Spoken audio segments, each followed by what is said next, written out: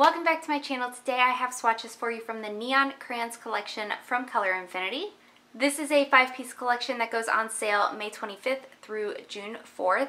So these will retail for $6.50 each individually, but if you buy the full set, they will kind of equal out to $6 a piece through the pre-order time. And if you wait until after the pre-order, all of the leftover stock will be listed at $7 a piece. And then I also have their birthday polish for this month. Now this is the only one that's not a pre-order. You can get this at any time. And if you have a birthday in this month, you can get this for free if you are signed up for their mailing list. In the description box below, I will link the Color Infinity site as well as their Instagram page, and I will link my Instagram page where you can see more swatches of this collection. So I do have 6 bright shades to share with you today, and let's go ahead and get started. So first we have Wild Watermelon, and this is described as a neon watermelon pink cream. So here's our first coat of a Wild Watermelon. And this goes on really nicely for a neon polish. It is very opaque here on this first coat, but I am going to go ahead and build it up with a second coat since it does have a few streaks in it. The formula on this is on the thicker side, but it is pretty easy to work with. The self-leveling on it though is not very easy, so you do have to kind of be sure of your brush strokes, and it dries super fast, so you can pull polish if you're not very careful. This also dries down to a completely matte finish, so if you don't like that, you will want a nice glossy top coat to finish this off. So there is 2 coats. Up next we have Atomic Tangerine, and this is described as a neon tangerine cream with a very subtle shimmer, and some of my bottles have these little flakies on them. That was from me. I spilled an entire bag of flakies. Here's our first coat of Atomic Tangerine. This goes on really nicely too. It's not as opaque, or it's as opaque, but it's not as streakless, I guess, as the last one, so it is going to have to be built up with a couple of coats. It does have the same formula though. It is on the thicker side, so if you're not like super careful, you could end up with a lot of brush strokes.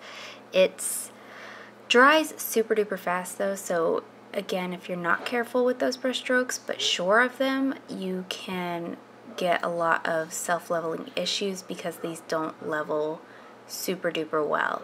It is pretty opaque here on 2 coats, but as it dried down I did notice a lot of patchiness, so I did go ahead and put on a 3rd coat, and it does cover completely in 3 coats for me, but if you're super careful and you're used to working with neons, 2 coats might be completely fine for you. Again, this does dry down to a matte finish, so if you don't like that, you will want a nice glossy top coat. I didn't have any staining on my nails with this one, but I did have skin staining when I took this off, so bear that in mind. So there is 3 coats. Up next we have Screamin Green, and this is described as a flaky speckled neon green cream. Here's our first coat of Screamin Green, and this has a good formula as well. Again, it is on the thicker side, but I feel like this one is a little bit easier to work with than the last 2. It's not completely opaque here on this first coat, so I am going to go ahead and build it up with a second coat. But since these are all so opaque, I really wouldn't recommend a white base for them. They are bright on their own. They really don't need the white base. But if you're somebody who likes white bases under your neons, I will go ahead and say that I don't think that these are contenders for that. This is completely opaque here on 2 coats for me. Depending on your application, you may end up needing a 3rd coat. But you do get a good amount of flakies out without having to do anything terrible to the bottle. And this also dries matte. So there is 2 coats. Up next we have Blizzard Blue, and this is described as a dirty neon teal cream with a subtle copper shimmer. Here's our first coat of Blizzard Blue. And I feel like this one of all of them has a little bit of a different formula. It's not as thick as the rest of them. It's very easy to work with. I will say the shimmer in here though does get lost. It's much more apparent in the bottle than it is on the nails, so if that's something that you are looking for, I don't think that this is the one. This is completely opaque here in 2 coats for me. I also had no staining, but depending on your application, you may end up wanting to go in for a 3rd coat because the self-leveling properties in this aren't super duper well either, so if you're not careful with application, you may end up needing 3. This one also dries down to a matte finish. So there is 2 coats. And lastly, from the Neon Crayons collection, we have Purple Pizzazz, and this is just described as a neon purple cream. Here's our first coat of Purple Pizzazz.